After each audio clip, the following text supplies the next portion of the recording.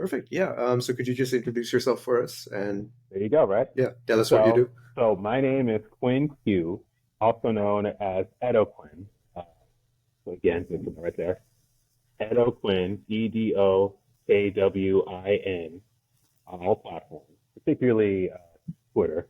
And the new name because OG Twitter for me, it's always going to be Twitter. I am a writer across various media. I currently am experimenting with post.news. Hopefully, by the time this drops, my Substack will be live. And I'm working on a forthcoming Patreon that's going to be primarily fiction content. I've been mostly doing nonfiction, like current events, editorials, etc. But fiction's always been my passion and my first love. I've usually kept that one kind of close to the vest, trying to get like publishing deals or options in like the movie and TV sector. But I've realized at a certain point, I've just got to get over my fear of, let's say, like getting sniped or quote unquote plagiarized and just put more of the work out there. So my Patreon is going to be where all of my poems, scripts, and prose are going to live. So that'll be like my virtual portfolio slash repository, and you can see that I'm actually doing this. I'm not just talking about it. But yeah, I comment pretty prolifically on Twitter and other platforms. I have a small subreddit, and if the if the community grows to a point where this is conducive, there may be a possibility for Discord. I already hate Reddit, to be honest.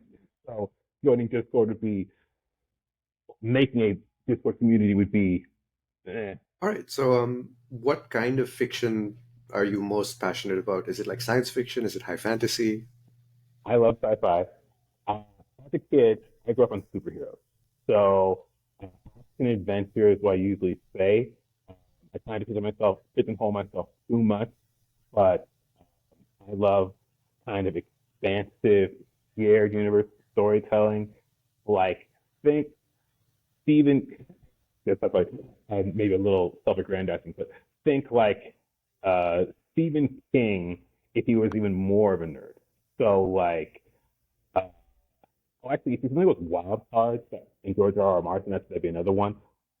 I want to write the kind of stories where you read the first one, or again, ideally, if it's the visual component, you watch it, and then you check my bibliography or what have you, and you realize, oh wait a minute, so this connects to that, this connects to that, but it's not like an oppressive thing where you have to read them all or watch them all to get it. It's not like, oh well, I didn't see that first one or I didn't do this, so I can't. It's more like, oh, that's a little like kind of an Easter egg. That's a little like a bit of connective tissue.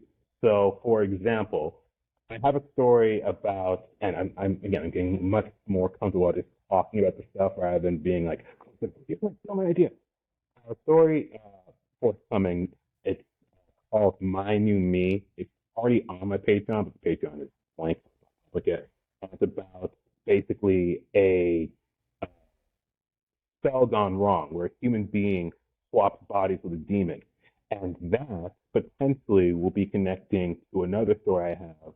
It's called, title is tentative, but basically it's The Adventures of Cloud and Dark Nick, and it's about these two characters who get stuck in the same body. It was sort of loosely inspired by the Yu-Gi-Oh anime and manga, and the idea basically is if there was a sort of central theme, I suppose, for the universe, it'd be like body swapping, body combining, uh, fantasy, demons, mysticism, magic, that sort of thing. But again, you can read each one separately or together and just kind of get something out of it. That's the idea. Cool. And growing up, what were some of your like main influences? So we've already mentioned Stephen King. We've already mentioned George R. R. Martin. Let's see. As far as like actual comic book authors, we've got Alan Moore for sure. I'm a huge fan of his. His politics and mine don't really align that much, but as I said, to people many times, again, on Twitter, for example, it doesn't matter. If you're too caught, this is the thing that people I think, get really wrong about politics and society and like the culture war and whatnot.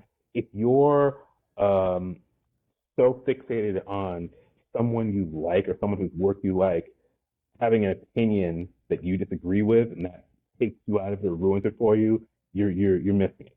If you're fixated on like, oh well, he didn't like Rorschach, so that means that he doesn't get it, or death of the author and all that. No, that's not the point. Alan Moore is a great writer because he makes you think, and that's really the whole point of all of his stories. It's just like, oh, let's see if we can do this differently. Let's see if we can make the reader think. When he came onto a comic scene, I'm not gonna say that no one was doing like more high-minded or difficult work, but he really raised the bar, and that's what I like to do when it comes to my writing. Not in a kind of pretentious way of like, oh, I'm high-minded. Just like I definitely want to have some depth there. I grew up on I grew up on cartoon animated stories that were deep enough that they could really appeal to all ages, like truly all ages. Not all ages meaning families, all ages meaning like me, my dad, and my grandpa. Like I grew up on Batman the Animated Series. It won an Emmy. It was in prime time for a few of its episodes. Like really deep stuff. I grew up on the Iron Giants and Pixar back when they were better.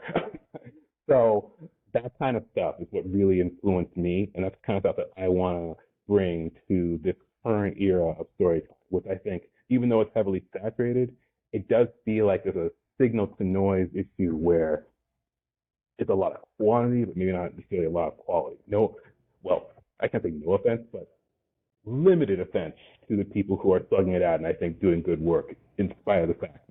Yeah, that's interesting actually. I hadn't really considered how in the modern era media is now so intertwined with politics and with messaging that it feels very hard to find a piece of media that is just, entertainment. Yeah, Almost always it seems like it has a hidden agenda. it's frustrating. I mean, I think someone again on Twitter said it well, and I've retweeted this many times. There's a difference between politics, as in loosely touching on philosophical or political themes and elements, again, which I think Moore did pretty well, versus politics, where it's just, I'm going to tell you what I think, and here's, this character that's a mouthpiece for my opinions, and you're going to get it with both barrels, whether you like it or not, and it's going to be very kind of heavy-handed. Like, I very much prefer the former. Like, to the extent that I talk about politics in my personal life, talk about it, and it is what it is. To the extent that I might represent political beliefs or philosophies in my work, you're really just going to get like what the character believes as a person and character thinking like a person, not as a mouthpiece. So, for example, right, like the Cloud from Cloud Dark Nick, he could be described as a more, I don't really like the left binary, but you could think of him as more of a leftist, um, the urbanist. He's a rich kid who hasn't really had much experience with quote unquote the real world and the struggles of life. And so when he meets Nick, he has to understand the darker side of society, the underbelly, and it really changes his perspective. It's kind of like a Prince and the Pauper type of subtext to the story. Yeah. Of the existing sort of superhero franchises, I guess there's like Mm. DC, there's Marvel, there's a couple others. Which one do you think really has done it right, has done it the best so far? Well, I mean, there's a sort of uh, let's say, answer based off of certain metrics, let's say like money or overall like popularity and audience reception, which would be the MCU and Marvel Studios, not to be confused exclusively with like other Marvel adaptations, notably like the Sony properties, which are not, with the exception of Tom Holland Spider-Man, they're not connected to the MCU. They're separate. It's a big thing. Uh, but I'm a DC guy myself. I've always been a big DC fan, and so it hurts me how to see them fail. But at this point, it's kind of like being a fan of a sports team that can't get it together. You're just like my dad was a Rams fan. If you know anything about football, he was a Rams fan to the day he died. We were born and raised in LA. I'm not there anymore, but I was most of my time in LA. And the Rams left LA back in the 90s. So, and the Rams were still sucking when they moved to their new location, St. Louis. So he was literally rooting for a team that wasn't even in his hometown from the distance, watching them suck. And that's basically my experience with DC as far as at least the adaptations go.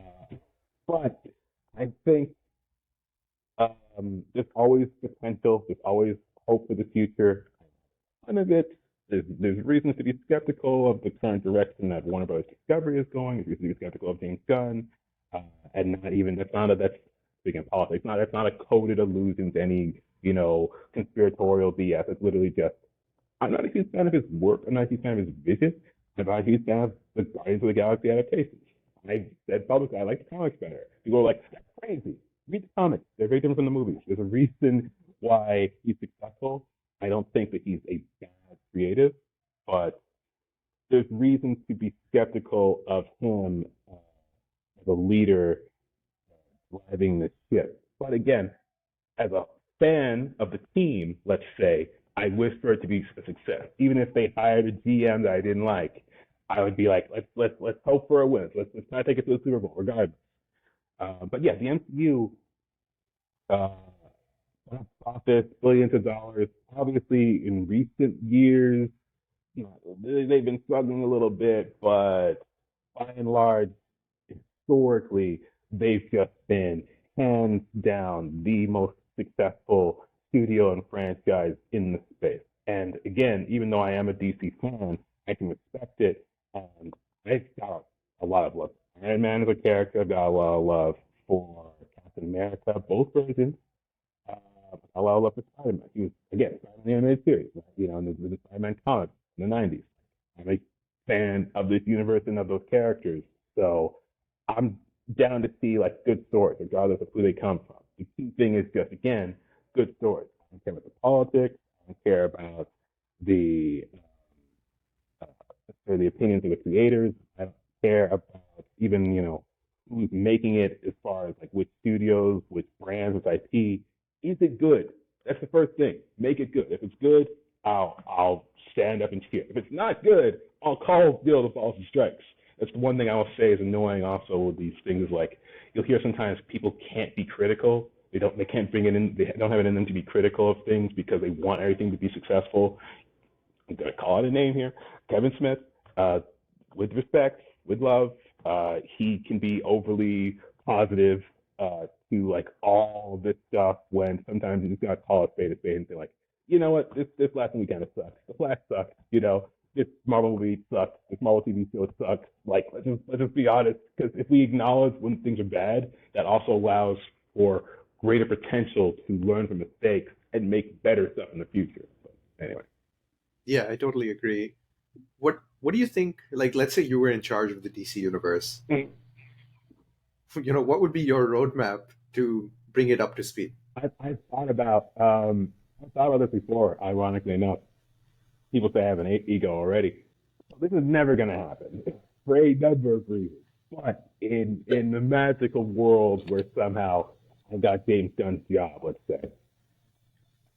Um, First things first, uh, I think the rough outline of what he's kind of alluded to and said, you know, things he wants to do.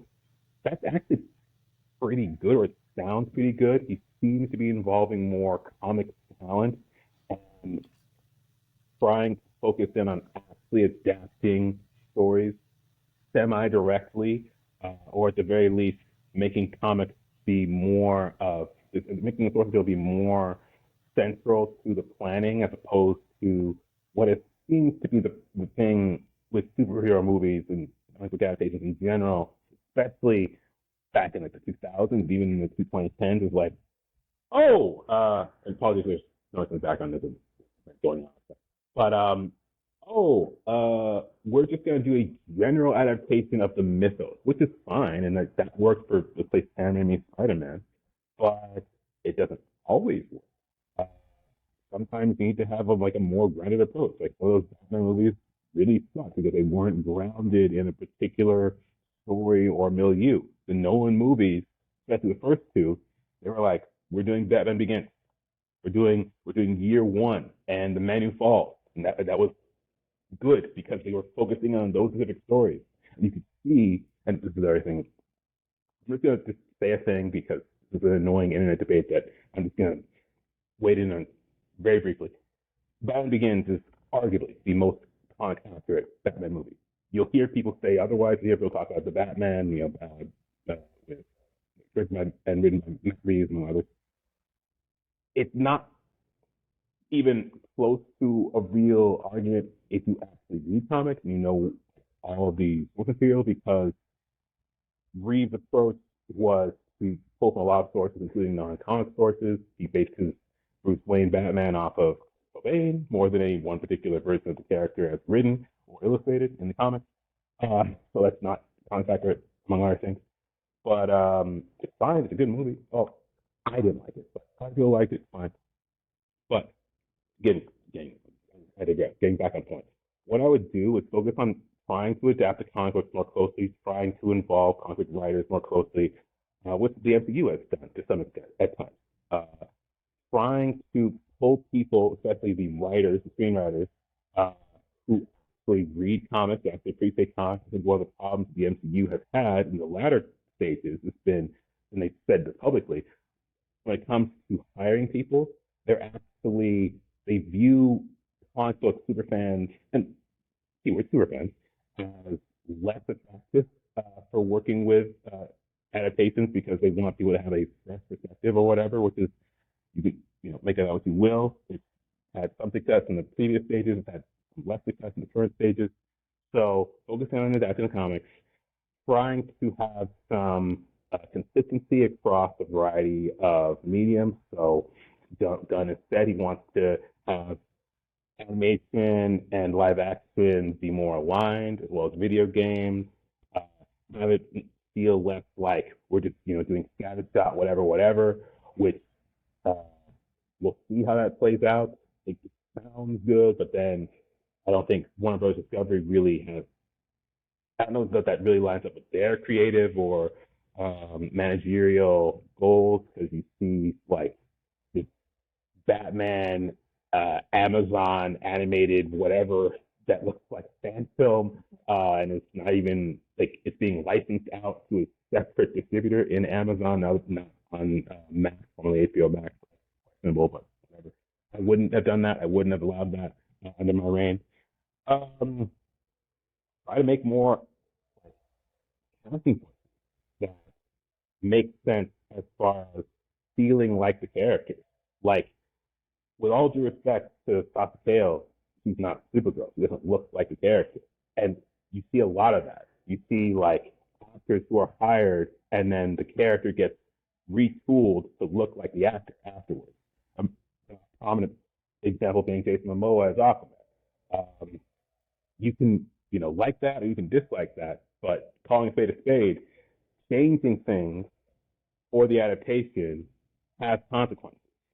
Oftentimes it's better to do closer to what is already there and then have people fall in love with a version of the character that resembles what they already are. So then when they go watch other stuff or when they go read the comic, it's like, oh, this is consistent, as opposed to, wait a minute, so here's this big Samoan guy, he's Aquaman, he's kind of like weird and dorky and whatever, and then wait, here's this like blonde, blue-eyed, whatever dude, and he's like his personality is totally different. I don't understand what's going on.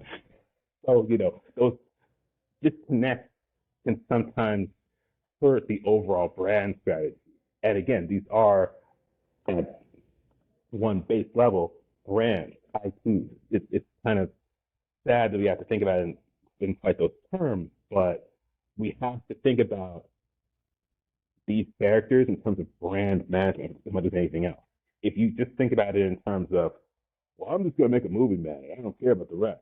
Like, no, that's the other thing. The other thing that people don't realize, the way people make movies, like script gets written, and then the studio or whatever gets their hands on it and gets some ideas for it. They cast a director, the director who may or may not have written the script. Key thing to remember: not all directors write their script. Keep in mind, one of the most famous and popular directors of our modern era, David Fincher, has literally not written any one of his films.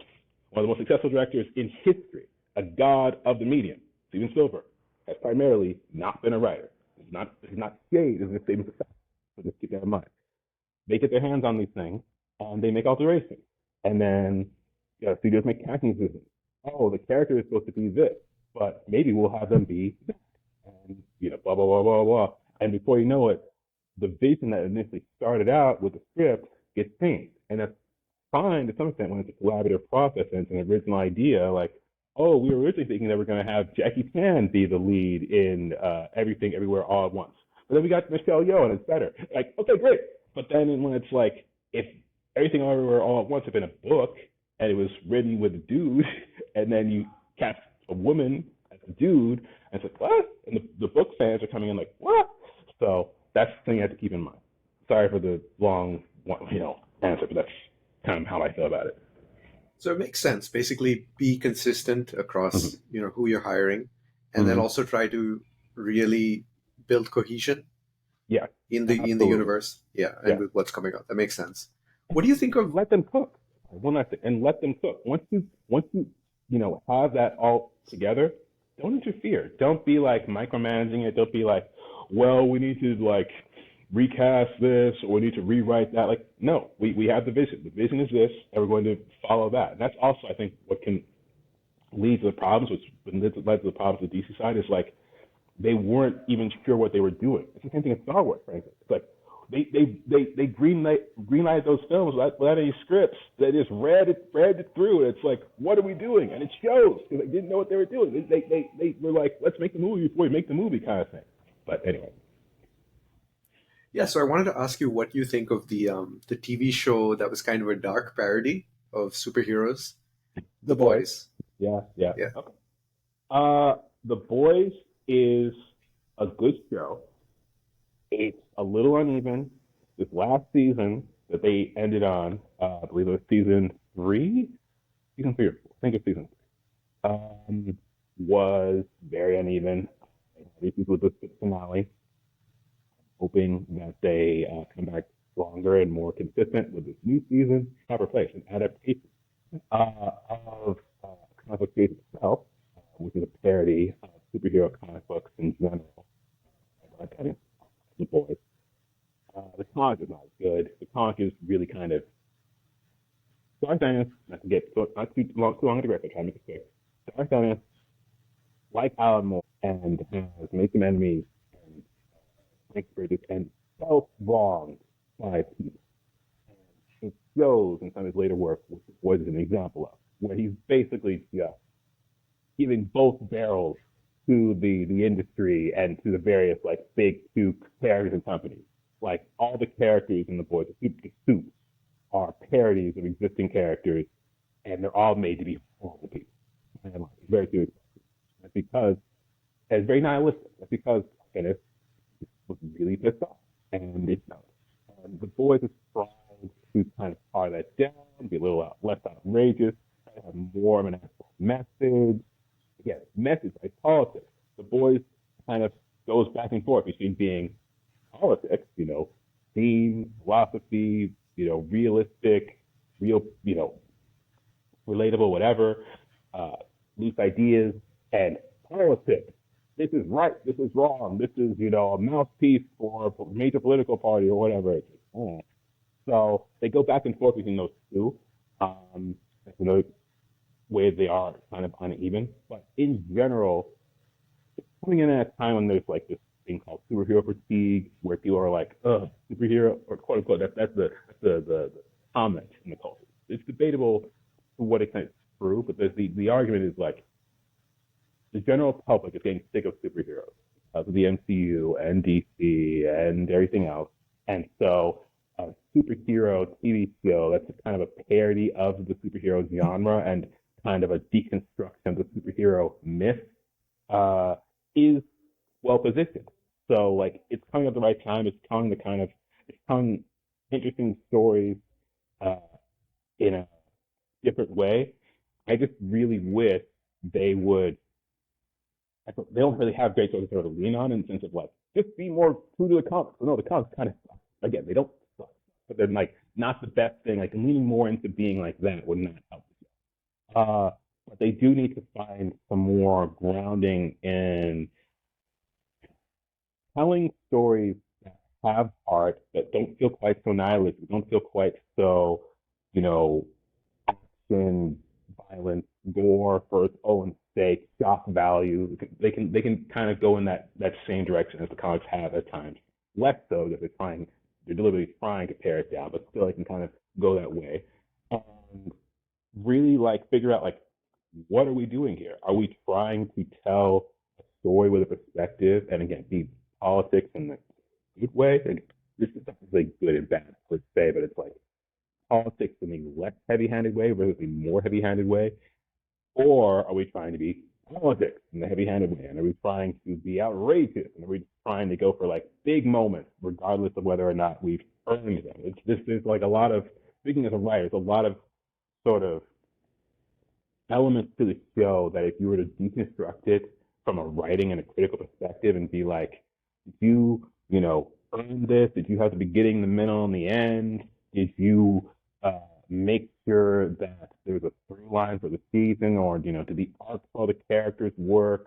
Did you give yourself enough time to manage those things appropriately and whatnot? Like some of those questions are no, especially for that last season. It's frustrating because I do like the show. I do think it is a good show, but yeah, that's kind of my take on the boys as of right now. I'm interested to see what happens in the next season. I didn't watch Gen V, but I got the spoilers, I got the general sense of it. It seems like that show did okay and helped set up some things in the next season of the boys. So again, fingers crossed it comes through and it's better than the last one.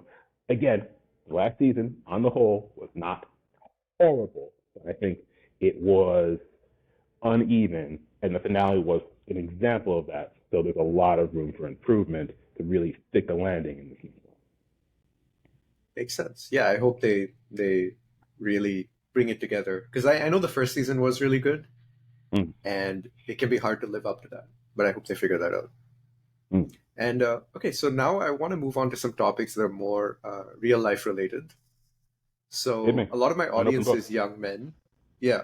So I wanted to Okay. ask you, like, with your experience as a dating coach in the past, Right, and right, right. your read on current, modern society, what do Yeah. you think are the unique challenges young men are facing today, and how can Oh they man. begin to address some of them? Oh man. I got to dip into my like inner Chris Williamson or Richard Reeve. Yes. You should look those guys up. They're good. Um, so it's been a while since I did this, and I really primarily did it for friends and for people that I met on Reddit. Uh,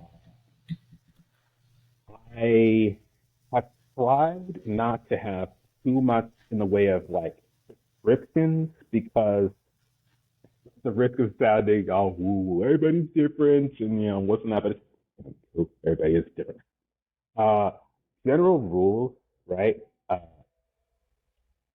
I've alluded to some respect and appreciation, especially for the earlier work of Jordan Pearson, JBP, I often refer to him uh, vaguely, even though his later stuff I find somewhat questionable, and obviously his politics and mine don't perfectly match on. But the basic idea that men, especially young men, should uh, take on self-discipline, responsibility, clean their room, literally, metaphorically. Uh, it's a really solid message that a lot of people should consider, regardless, again, of whether or not you think it is, a manosphere idea, a red pill idea, whether or not you think it has conservative, culturally or politically, whatever, leaning. Personal responsibility and self improvement are key. There's this idea in dating and relationships that we need to approach dating like we approach job seeking. And to some extent, that's wrong. In the sense that really the way you find a job is you actively pursue it and you also work on yourself and your resume and this and that, and you interview and you talk to people and this and that. And sometimes you can go into the front door. Essentially, you make an application, they call you back, you interview, you do this and that, get the offer, and you go thing.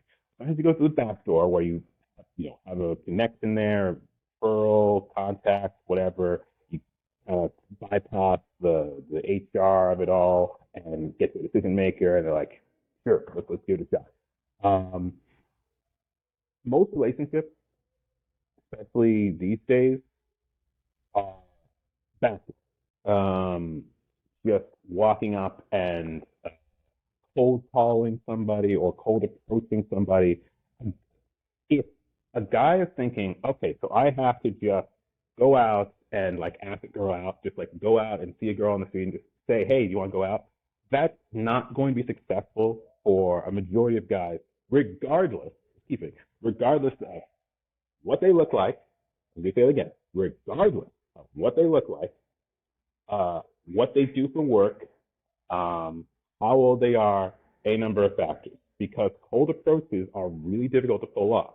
You need to be charisma maxing. You need to like have a way about you. They need to be amenable to you, which could be again due to a number of factors, not just how you look. Versus, how about you work on yourself? You develop a friend network.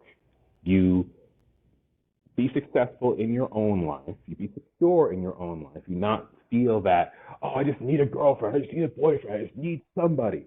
Once I have somebody, then it'll be good. No, you need to be a complete person first. And then, once you have those connections, again, once you start talking to people in a platonic sense, male, female friends, get a circle, get a group going, you'll probably find that there are people in that group who you can relate to, maybe even romantically, or if not, they know people that you would relate to romantically, and you can pursue something that way. At the very minimum, being more secure in yourself, being more content in yourself, having your own act together, having your room clean, is going to um, put out an air that will be more attractive. It's like the old saying, the clothes make the man. If you look good, you feel good, you act good, if you act good, good things. And so my advice to young men would be to work on yourself, to make sure that you're secure in your own self, in your own life. If you're not happy about something in your life, please actively work on that. Do a triage. That's another key thing. Meaning, prioritize one thing first. Don't be overwhelmed. Oh my God, I got no job. My room is a mess. Family hates me, whatever. No. One thing, one thing at a time. Again, JVP says this. Right? One thing at a time. And just go for those small victories. So if you don't have a routine, start with a routine. This is actually easy to do once you get into it. So for example, say to yourself, I'm going to make a point of going to bed at a certain time every night, which is difficult, but just try to get into the habit. And crucially, do some things to set yourself up for that. Instead of like being on your phone all the time, say to yourself, at the end of the night, I'm gonna be off my phone, I'm gonna turn my phone off, I'm gonna put it in a drawer somewhere for like the last hour before I go to bed. I wanna do my eating routine, brush my teeth, whatever. After that, I'm gonna read a book, or I'm going to journal, or just do something that's non-digital that'll get that dopamine and all that connectivity turned off, low stimuli. Definitely don't game. Don't game until you crash. Do something calm. And I'm gonna go to sleep at like 10 o'clock every night, 11 o'clock every night, whatever.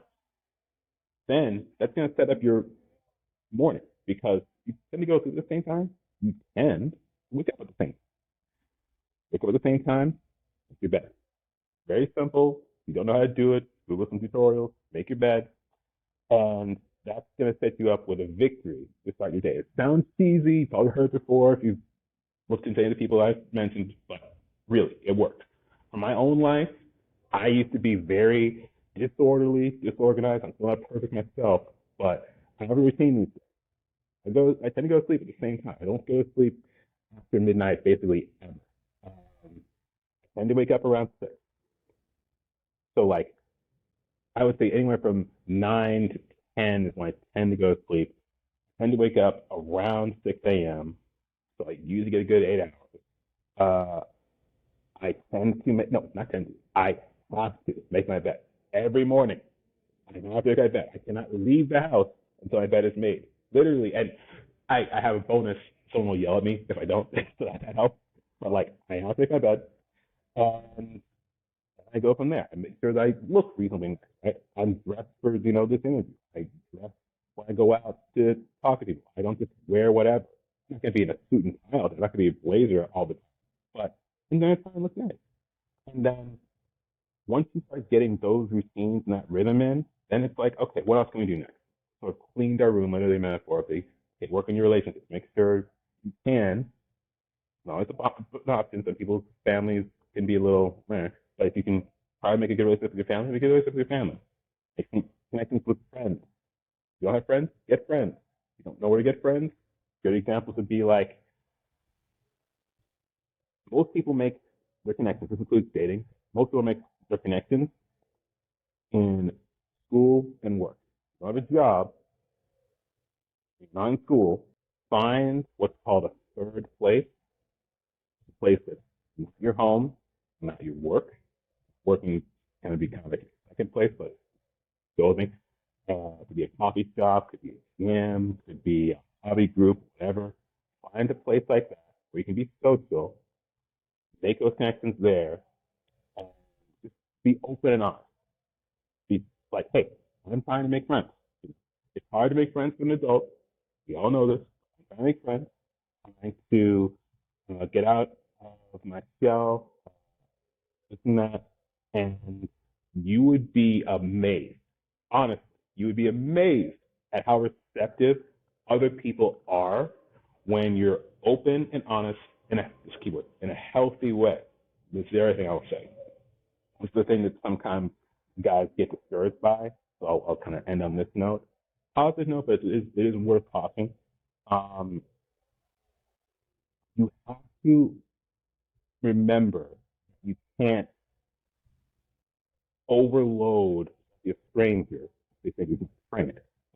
You can't overload a stranger with all of your baggage out of nowhere. You can't call trauma dump or whatever. You have to be appropriate to the situation and the person. So if you're just meeting someone for the first time, be open and honest for the fact that you are looking for friends, you want to be more social, you've been kind of like in your shell. Don't just like, oh, good, I would help you. Like, just frame it in a positive way. Think of it like, like if you're into and don't lie, but be kind of measured. And if you need someone to talk to, if you like really need to like unload on someone, that would be the time to talk to a professional.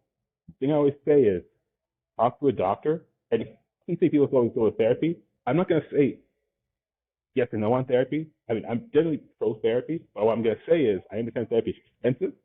I understand that therapy is not for everybody. You don't want to just go straight to a therapist. You can't go straight to a therapist. Find a clinician, right? Find a general practitioner. Find a person who works at an urgent care, like literally just a professional medical provider who you can talk to openly, confidentially, and call it a practice. You can trauma dump on them, and there is no shame. There's no consequences. There's no if nothing bad is going to happen. You can simply never see them again if you don't want to. But you will have practice talking to someone openly with no risk. Then, once you've done that, you've got it off your chest and you feel a little better, hopefully, you'll be able to say that to someone in a more, again, measured way. So it's not like guys who are in relationships sometimes feel like they can't talk to their partner about anything. And what I say to them, so it's like the next step, the next level of advice is kind of how you know that I actually did it for real. Not just like take up whatever. Uh, the next level, once in a relationship, you should be practicing sharing your feelings with somebody who, again, judgment free, confidential, like a doctor. Again, doesn't have to be a therapist, could be a general practitioner. Just be like, hey, da da da da. And they'll probably say like, hey, I just so you know, I'm not a therapist. You know, I can refer you, whatever. I know. I have to say to somebody, and they're like, okay, I got you. Again, they're not going to flip out. They're not going to be like, how dare you? They're just going to be like, okay, you know, so you know, I'm not a therapist. Fine. And then you can be more comfortable to say what you want to say in a measured way because you've already said it in a less measured way with someone who's like a friend or partner. It's like, just so you know, I have this thing going on at work. Just so you know, I have this insecurity that I've been working through, and it's really helpful to practice. That's more than anything I would say. Just get into the habit of practicing all the things that you're not doing, haven't done before. If you don't make your bed, make your bed. Practice, get better at it. Do tutorials. If you're not, you know, in a good, you don't have good routines, don't have any routines. Get in the habit, practice them, get better at them.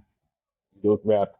Get in the habit of talking to people, socializing, and yeah, at some point, get in the habit of being willing to introduce yourself. Not in a like, you want to date me, but just like a regular friend, but just in like, hi, I am such and such. You know, like when I introduce myself to a stranger on the street or when I introduce myself in an interview setting, hi, I'm Quinn Q. I'm a writer.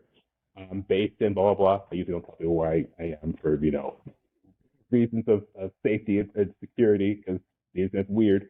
Uh, but you know, just get in the habit and it'll really help. That's it. Again, last thing, Chris Williamson said this. I think this was, he was quoting somebody else who said this, but there is only doing the thing. There is not talking about the thing. There's not journaling about the thing. There's not preparing to do the thing, talking to other people about doing the thing, thinking about doing the thing. There's only doing the thing. So go to bed. Wake up naturally. Try not to use alarms, by the way. If you have an appointment or whatever, fine, but just try not to use alarms. You need to go. You need to wake up early. Go to sleep early. Go to sleep. Wake up. Make your bed. Do those things. Actually do them. See how it makes you feel, and then once you get those wins in, progress on it. That's basically my my short if rules or advice for young men. Cool. Yeah, that makes sense. I mean, there's a lot there, but it's a good primer, I think, for young men in the modern world. Yeah, I'm also curious, like, because you mentioned Richard Reeves. I did read his book of Boys and Men. Have you read his Yep, book? I have. Fascinating. Yeah, no, please. Fascinating read. And just, he also mentioned that, fatherhood is sort of becoming a lost art in a way. Mm-hmm. Less and less fathers, and fathers are now more estranged from their kids and considered just less important, I guess, to Yeah. society. I'm so it's frustrating, right? Because someone was asking me like, "Are you a men's rights activist?" It's like, no. I said no. I said no because I don't get anything done. It's been like if you do the politics, I just like I thought they were cringe. I still kind of do. But like, I have mixed feelings in this topic because it's absolutely true that men need to feel more loved and more respected. That's more important than the love.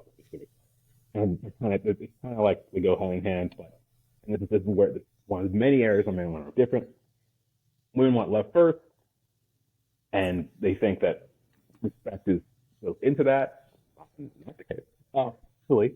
Although one could argue like it's not a healthy love if it's not including respect. Regardless, men want the respect first, and they think again that love is implicit in that. It's not the case. Sometimes fear or a number of factors. But ideally both. And what men really need is to feel like they are of value. And what can be really frustrating in this culture. Again, modern, Western, say from my context, American, but it could be, international, it could be to some extent Asian culture, it could be certainly European culture, especially Western Europe, uh, feeling alienated from society because there's a sense in which society acts like you are superfluous, acts like you are disposable, acts like well, the operates. It's not even acts, operates. Because it's often subtextual. It's like it's not. Sometimes there is a sort of a, like explicit like F men or screw men or norm men message, but usually it's more of a subject of like, well, we don't really need you, or you're replaceable. Like that's really what it is. It's just like it's not even like anti males. An entire gender can sometimes feel that way, and in some specific sort of extreme cases, it represents that way. But it's more like men are replaceable, which is technically true. Are replaceable. It's a lot easier to replace uh, an adult male or a sperm provider or any number of things related to masculinity in a society than it is to replace a uh, girlfriend, wife, mother, etc. One guy can procreate with numerous women in a span. They gestate for 9 months. He's off doing whatever. He could die. The kid still gets born. Crucially, guys,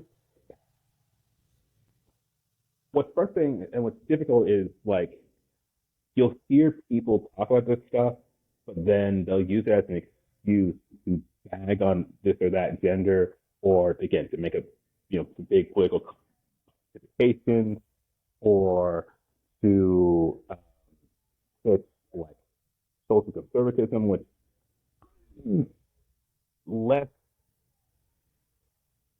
I'm less a fan of. I see some value in it, but I'm less a fan of it because for me, I think that having certain guardrails and certain norms in society is good. I'm definitely coming around to the idea that like as we really start to understand the diversity of human knowledge and opinion and capabilities, there's a lot of people in this world that would do well with having more guardrails.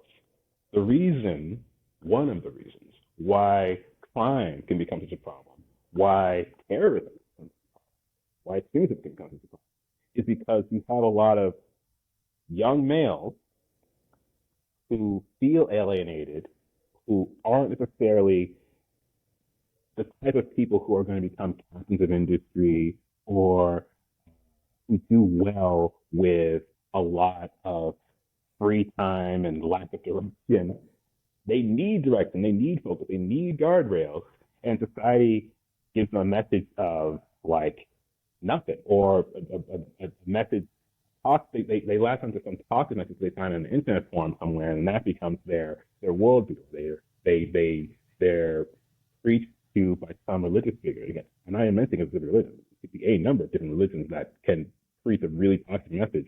Religion can be good, religion can be bad, but they can be wrapped up in something, and then before you know it, they're doing horrible things in the name of their religion or their God, and it's like it's just a scared, lost, you know, average, literally, definitionally, average young man that got wrapped up in something.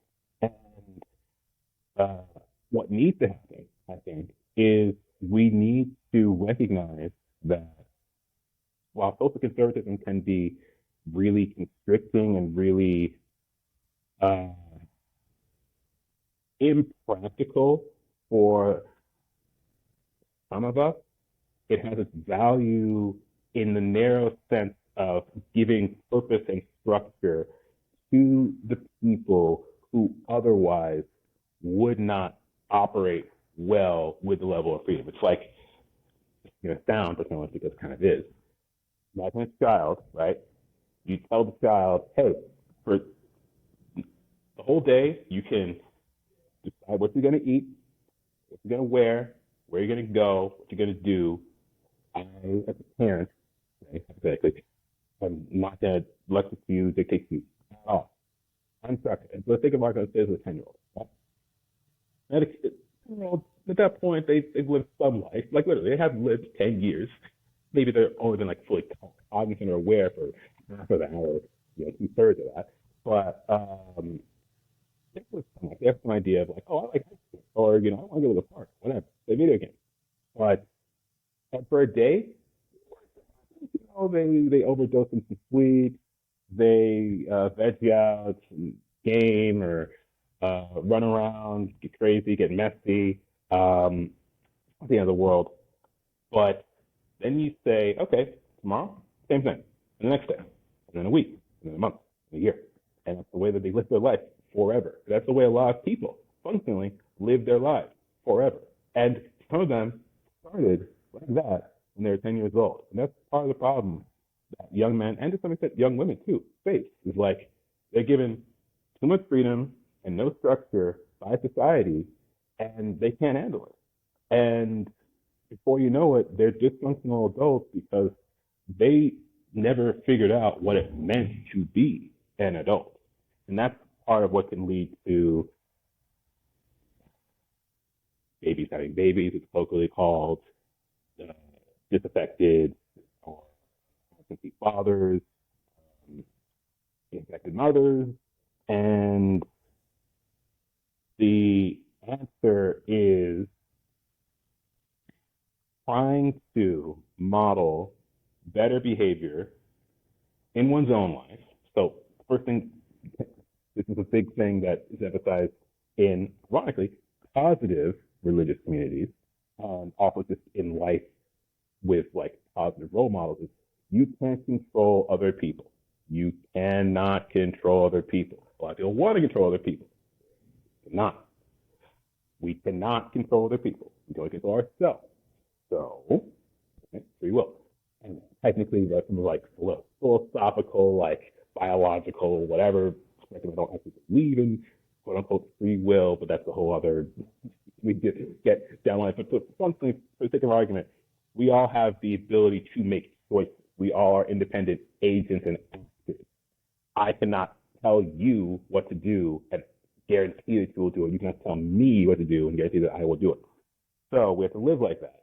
And as a result, we have to model good behavior in our own lives. And hopefully, the people who see us model that good behavior will copy it. And the people that we do have some authority over, like potentially our children, absolutely will will see the model and ideally emulate it. If not consistently and all the time throughout their life, then when they're small and young, up to a certain age where they get rebellious, and then again, once they grow out of the rebellion and realize, oh yeah, maybe mom and dad had the right idea by like going to work and saving the money and not burning bridges, et cetera, et cetera. But it starts with you. It literally starts with you. So if someone is like wondering, like, how do I fix the world? You don't. I mean, you can try, but you start with you. You fix yourself. You go back to like what I said in the previous section, but you apply it to both genders, and you treat other people, right?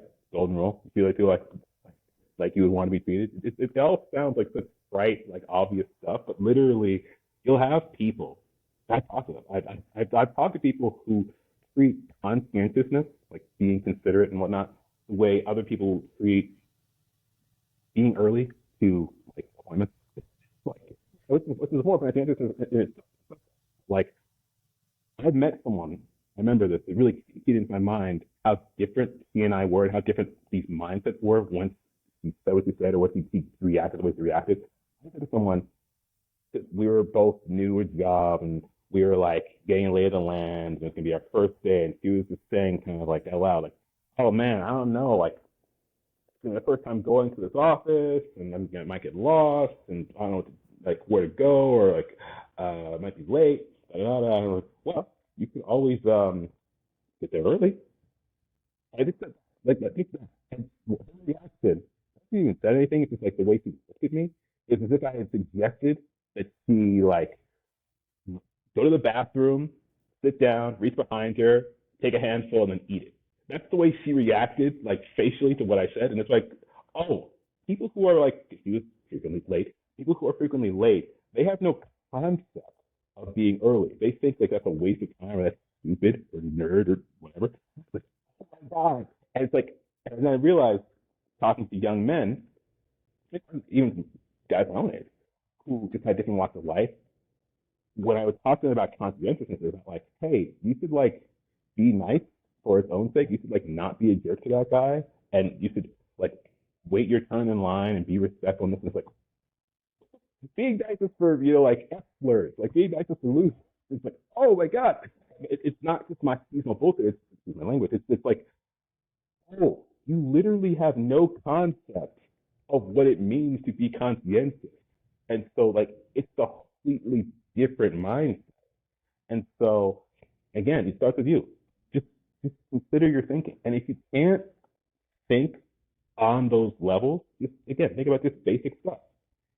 You wouldn't want people to be a jerk to you. Don't be a jerk to them. You know you need to wake up early, go to bed early. Like just basic. It doesn't have to be like this super high-minded, complicated stuff. It's just literally like A, B, C, D. You do that, and eventually, and this is okay. The other thing, find like-minded people. That's probably the biggest one. Find like-minded people. Don't just do all this in a vacuum and hope. Like, don't just do all this in a bad environment with bad people, with bad people, and expect that you are going to radiate goodness and everything's going to change. You have to surround yourself with good people. You have to get into yourself, do something really good.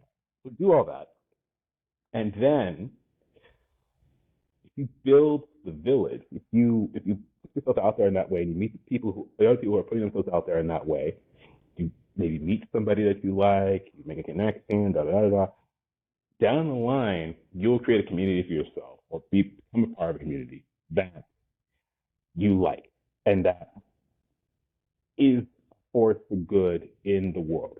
One of the, not put a button on it, one of the most positive people that I know, I don't know him personally, but I know him through YouTube, has a parasocial relationship. So the same way that you have parasocial relationships with me, with celebrities and whatever else, I have a parasocial relationship with this guy. Very minor, very low level. His name is Steve Lado. He's a lawyer in Michigan. Uh, he does lemon law.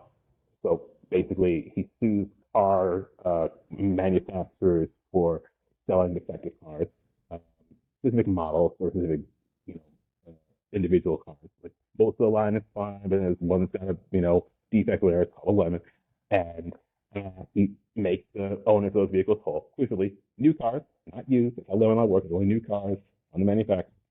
Um, and he also just talks about law and legal issues and current events from a like very just basic, wholesome, like good perspective on his YouTube channel. Look him up, like those law on YouTube. He's a force for good in the world, doing something very simple and very basic. He fights the big guys, the automakers, on behalf of regular people to make sure that they are made whole on their purchases. And he talks about legal cases in the news where people might be getting screwed or where bad things could be happening. Look up civil asset forfeiture, which is a big topic of his, and you will just be shocked in a bad way about the ways in which certain law enforcement agencies can act when it comes to money and civilians. But he talks about this kind of stuff, and he's just literally like, in my mind, it's like uh, justice. Uh, it's like the equivalent of a cat video, right? Like I like cat videos too. I like the dodo on YouTube and like those little pet videos and whatever. But it's like that, but for justice, for like cosmic and legal goodness. So anyway, that's my little spiel. Like, be a good person, feel like people being good people, connect with them, see the behavior model, copy it. Da, da, da. Makes sense. Yeah, I think that's a good note to end it on. My final question for you is just: is there anyone you think I should interview, and what question would you like me to ask them? Like, I don't know. If you would answer, like honestly, he would be great. Yeah. But Dome, I don't really know of anyone at like my level. I wish I. That's actually of all the questions that I thought I might get asked. That is the one I was not prepared for. I wish I could pitch somebody.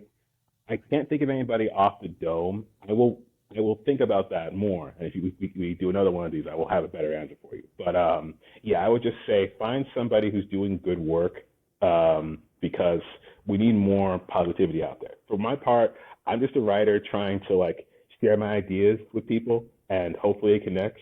But for the people who are actually like actively in the trenches, trying to again make the world a better place in a small way, we need to see more of that. Even if it's just like again the cat videos, just like after I think it's like what video? It's like Lee Asher or something. He has an animal sanctuary. He rescues dogs.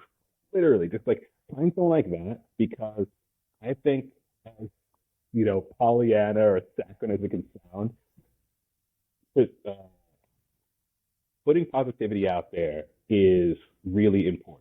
One of the things I've said to people many times is that I'm not a nice person. If you see some of my social media commentary, you'll see that I'm not especially nice, but I am, and I am, or I try to be. I have principles, and so I want to see more of that in the world. I want more people do right, be fair, treat people the way they deserve to be treated.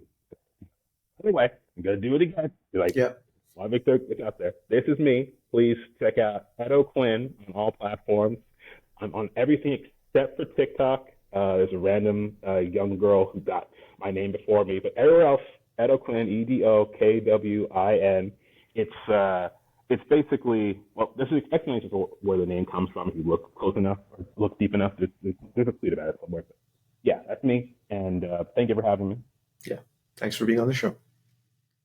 Have a great day. You too.